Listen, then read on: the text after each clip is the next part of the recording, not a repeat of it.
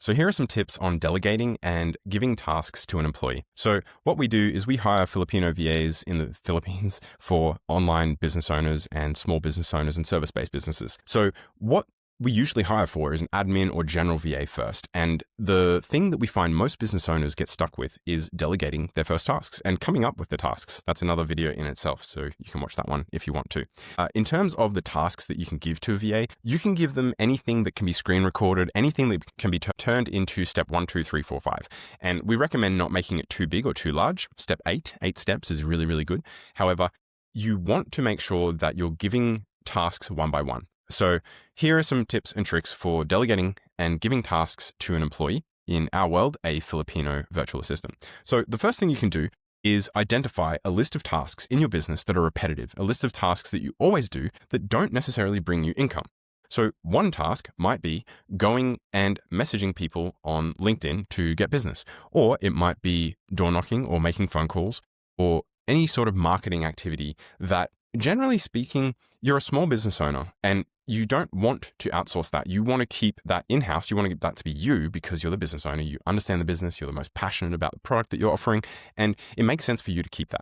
So that's not something that you're going to delegate straight away. You can, and there are marketing virtual assistants, and there's outreach virtual assistants, and there's DM virtual assistants. There's all sorts of different hires you can make to help you with this in the future. But I always recommend starting with admin and general VA. So that task is something you're going to keep. What is a task that then you can hand off to someone else? So in this situation, you've brought the client in as the business owner, and now you have to deliver. So what's the product? What's the service that you offer? You now have a certain step you have a certain process and steps that you take to then give that client whatever you've promised them. That might include taking payment, sending emails, general communication, sending documents to sign, sending documents to read. It is really straightforward stuff that you have probably systemized in your business, or you're looking to systemize it in your business. Generally speaking, I recommend that you have some processes in place and that you've delivered a bunch of times for some clients before you hire a VA. Because if you bring them on at the very, very beginning and you don't even know what you're doing, there's not much point unless it's like your second or third time building a business and you know what you want to do and you've done it before, but you're just doing it for this business. In that situation, it might make sense to hire someone straight away. But generally speaking, you want to be making some money. You want to be figuring out how you're going to be delivering this product or this service, and then bring someone on. Once you've got that, those are the repetitive things that you can hand off. Now, there might be some other one-off tasks that you could also hand off. So you could also hand off something like build me a website. You could hand off something like build me a really simple email campaign. And now with ChatGPT, that is so easy to do. And it's not hard to, in a few weeks, get someone to do that sort of thing. However, I would probably try and hire a VA that has experience doing that rather than going down the road of getting someone to figure those things out. But if you only ever intend on hiring one VA, you could move them from part-time to full-time and get them as a general VA to just help you manage all of these tasks. And it's just you and a powerhouse problem solver from the Philippines that doesn't cost you too much, and you're able to continue making money and move forwards with your business. So that is the first thing that I would delegate, is what are those basic processes, those basic steps that happen when you're delivering a service or a product for your client, because that is going to be repeated. And so teaching someone how to do that allows you to focus on going and getting more clients. So instead of you going and getting clients and then delivering, going and getting a client, deliver, you can go out and get a client and your VA, your virtual assistant, can then deliver or support you delivering so that you've got more time. The second thing that I would recommend a VA takes over is anything to do with the maintenance or sort of follow-ups or things in your business that you might have delivered for a client, but now you might have a Christmas offer, or you might have a follow-up offer to make sure that, a month ago, we provided a service to you. Is everything okay?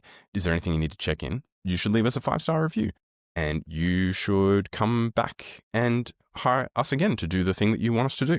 Or you can refer a friend or a family or a neighbor, and then my VA will go and book that appointment, and I will either talk to you or I'll come out and visit you, and we'll see if we can help you with our service. So that is something that is going to be adding to your business. And it is repetitive in a sense, but it's post-delivery of the service that you offer. So let's dig down into how to delegate. So these are some of the things that you can delegate. There's so many more ideas, and we can get really specific on the different tasks, such as sending DMs for marketing, processing invoices, processing emails or sending emails and reaching out to previous clients, managing a CRM, updating a CRM, deleting and removing and adding to a CRM, finding clients and contacts. Moving on. There's so many. So my recommendation for delegating is to do a really simple process of, ideally, you have a video meeting with your virtual assistant. You then go through a task and record the screen at the same time. And these days we've got transcripts and we've got video recordings. We use Google Meet, which will then automatically get uploaded to Google Drive. And then we might have something like Fireflies or Google Gemini that's recording the notes of that as well.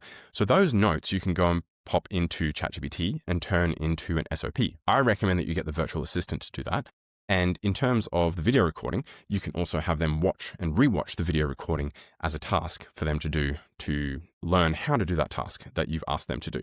And you do this as one task at a time, and you just tick them off. And eventually you have 10 tasks that you never have to do again with a very clear 8-step SOP, a video attached on how to do that as well. So if for whatever reason, if your virtual assistant ever leaves your business, you can then really easily go, hey, here's 10 tasks. Start watching number 1, then read the SOP, and then we'll go and have a go at doing those together. So that's a really simple way for you to think about delegation, delegating things. And those are my tips around how to give a task to an employee that's joined your business and how you can think about managing those tasks and offloading those tasks from your plate onto someone else's plate. So what we're talking about here is hiring Filipino VAs to help you with day-to-day work. That's something we specialize at in Find My VA. My name's Steve. We hire Filipinos every week for small business owners and solopreneurs. And if that's something you're interested in, you can hire us for our services. We go and find you the exact fit. And we help you figure out what the exact fit is.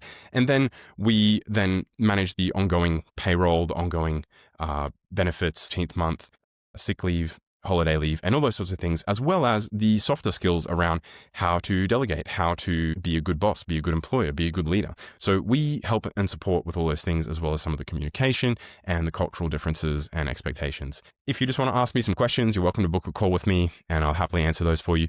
And feel free to watch some more videos about how to delegate, how to hire from the Philippines, and I'll be sharing a lot more tips online over the next couple of months. Thanks again. We wish you the best of luck with your small business, and we wish you the best of luck with hiring.